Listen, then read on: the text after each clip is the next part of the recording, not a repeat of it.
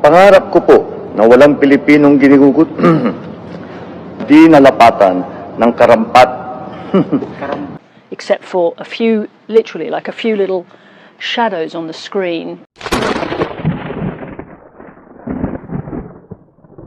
Magandang hapon mga kabisdak. Meron po akong dalawang video na ipapalabas ngayon. Dalawang video na ikagugulat po ninyo. At isang kahihiyan sa bawat Pilipino. Isang video, talagang budol po dito si Dayunyor. Nakala po ninyo, kagaling-galing, yung pala may mga kudigo na nakahanda pag nagsalita. Ngayon, doon sa Australia, naalala po ninyo, na na-interview po siya ng international media. Na nautal-utal ho siya. Patungkol ho doon sa nakaw na yaman ng kanilang pamilya. Meron pong binisto ang reporter na ito. Hindi po maganda ito mga kababayan ko. Dahil magiging kahihiyan po ito sa ating bayan bilang isang Pilipino. Na ang team ni Dayunyor meron palang ginawa na hindi maganda sa international media na ito. Lalo na po doon sa nag-interview kay Dayunyor.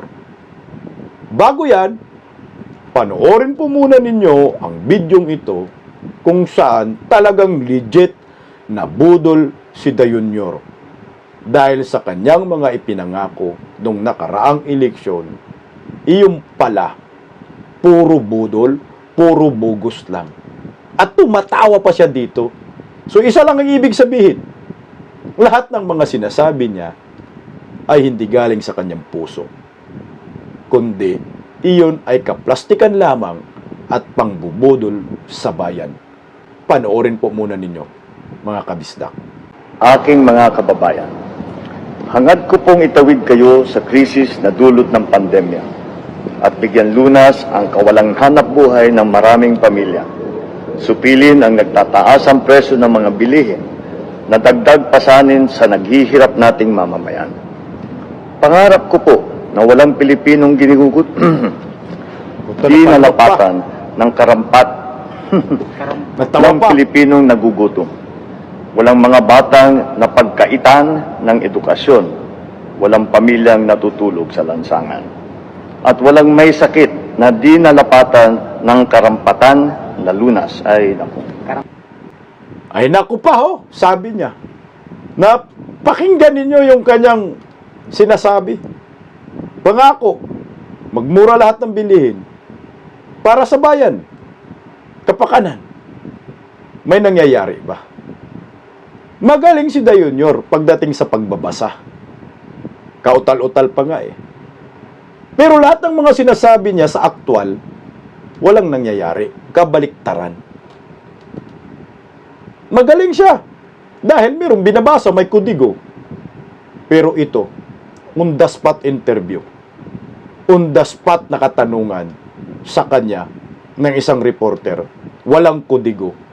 Talagang nauutal siya dito. At ang masaklap pa, international media pa ho ito. Kung napanood ninyo yung nautal-utal, meron pong revelasyon ang naturang reporter na tsak na ikakagulat ho ninyo. Panoorin po natin ang bidyong ito, mga kabisdak. The narrative. May I just ask you why that's funny? Where that? Why that's funny? Even watching this again now, that moment in the room, it does make my heart beat a little bit faster, as it did at the time. This was always going to be an interview in two parts, because Marcos was here partly to talk about the Philippines' relationship with China, but in my head all along, I know that I'm going to come to the very sticky part, which is his family's responsibility for stealing huge amounts of money, billions, from the Filipino people. So we had the first half of the interview talking about China, but all along I know that this part is coming. Just this, do you not want to see all the money that was taken returned to the people? What is not visible except for a few, literally like a few little shadows on the screen, is that from the moment that I mention his father, the minders first of all start to move. They start to talk amongst themselves, then they start talking to the producer, trying to get her to shut the interview down. And then, as the questions go on, they start moving closer towards Marcos and I. Everything was taken from us.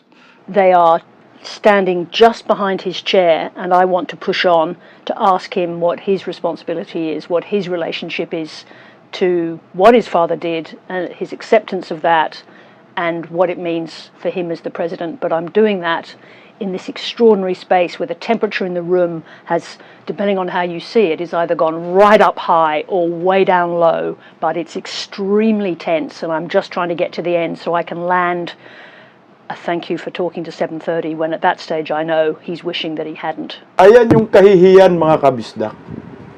Grabe naman yung kabastusan ni Dayunyor dyan. Pagtanong ng isang reporter patungkol po sa nakaw na yaman. Tinawanan lang niya eh. Bakit siya tumatawa? Kaya nga ho siya sinisita dyan. Ang hindi pala natin alam ay itong grupo ni Dayunyor ay gusto nang ipatigil ang naturang interview. Dahil hindi ho siguro nagustuhan ng team ni Dayunyor ang mga katanungan ng reporter. Aba, nakakahiya ho kayo. Dumadayo kayo dyan sa Australia, nagbigay po kayo ng kahihiyan sa ating bayan. Bakit ba ay gusto ninyong ipatigil ang naturang interview? Anong meron? Sagutin na lang ng maayos. Para sa akin, napaka-unprofessional po ng ginawa ng team ni Dayunyor dyan. Balak po ipatigil ang naturang interview. Hindi maganda ang impresyon ng mga taga-Australia sa ating bayan. Kasi nga, yung presidente po natin ang itinanong patawa-tawa, tapos gusto pa ay ipatigil ang naturang interview. Kasi nga, hindi ninyo in-expect yung katanungan na iyon. Real talk naman yun ah. Hindi naman masama yung tanong ng isang reporter na iyan patungkol po sa korupsyon na dapat masagot ng ating presidente. Kaso iba nga po yung response eh. Patawa-tawa, parang ginawa lang biro, yung katanungan, seryoso yung naturang reporter. Ngayon, bistado kayo ngayon. Dahil iniladlad ng international reporter media na ito sa kanilang social media at ipinakita ho nila kung gaano po kabastos kayo diyan sa Australia, na gusto po ninyong ipa-shut down yung interview at hindi ipagpatuloy.